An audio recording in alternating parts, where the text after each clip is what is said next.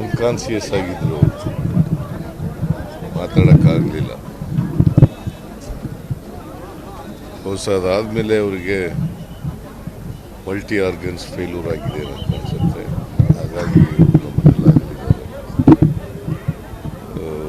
ಅವರು 4 ಬಾರಿ MLA ಆಗಿದ್ದವರು, ಒಮ್ಮೆ ಮಂಡಲ ಪಂಚಾಯಿತಿ ಅಧ್ಯಕ್ಷರಾಗಿದ್ದದ್ದು, ಅವ್ರ ತಂದೆಯೂ ಶಾಸಕರಾಗಿದ್ದರು, ಅವರ ಬ್ರದರ್ ಕೂಡ ಪಾರ್ಲಿಮೆಂಟ್ ಮೆಂಬರ್ ಆಗಿದ್ದರು.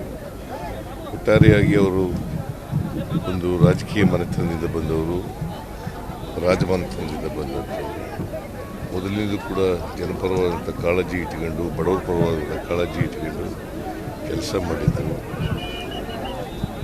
ಅವರು ಭಾಳ ಸಭ್ಯ ನಡವಳಿಕೆ ಇದ್ದಂಥ ರಾಜಕಾರಣಿ, ಸರಳವಾಗಿದ್ದಂಥ ಸಜ್ಜನ ರಾಜಕಾರಣಿ.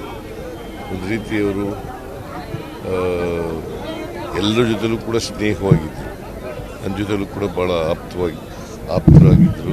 ಸುಬ್ಬಯ್ಯ ಕಿತ್ತಳೆ ಕೃಷಿ ಮಾಡಿ 100 ಗಿಡದಿಂದ 2.5 ಲಕ್ಷ ಗಳಿಸ್ತಿದ್ದಾರೆ. ನೀವು ಕೂಡ ಅವರಿಂದ ಕಲಿಬೇಕಾ?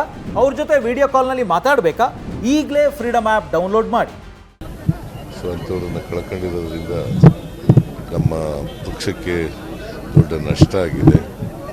ಸೊ ಅವರು ನೆನೆನೂ ಕೂಡ ನೋಡಿದ್ದೆ. ಇವತ್ತು ಸರ್ಕಾರದ ಪರವಾಗಿ ಇಲ್ಲಿ ಬಂದು ಅವರ ಅಂತ್ಯಕ್ರಿಯೆಯಲ್ಲಿ ಭಾಗವಹಿಸಿದ್ದೇನೆ. ಅವರ ಆತ್ಮಕ್ಕೆ ಚಿರಶಾಂತಿ ದೊರಕಲಿ, ಅವರ ಕುಟುಂಬ ವರ್ಗದವರಿಗೆ ಅವ್ರ ಸಾವು ದುಃಖ ಭರಿಸ್ತಕ್ಕಂಥ ಶಕ್ತಿ ಕೊಡಲಿ ಅಂತೇಳಿ ಪ್ರಾರ್ಥನೆ ಮಾಡ್ತೀನಿ.